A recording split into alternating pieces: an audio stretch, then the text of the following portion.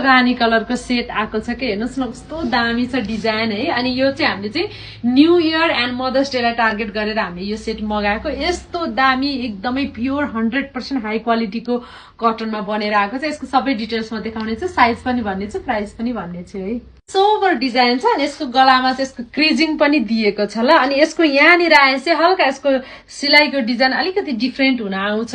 अनि sleep part पनि अलिक युनिक डिजाइनमै छ, हेर्न सक्नुहुन्छ। डिजाइन अलिकति अलिक युनिक टाइपको बनेको छ। प्यान्टमा पकेट पनि पाउनुहुन्छ, प्यान्ट स्टाइलको सुरुवाल। अनि यो चाहिँ मिठो रानी कलरमा पाउनुहुन्छ ल।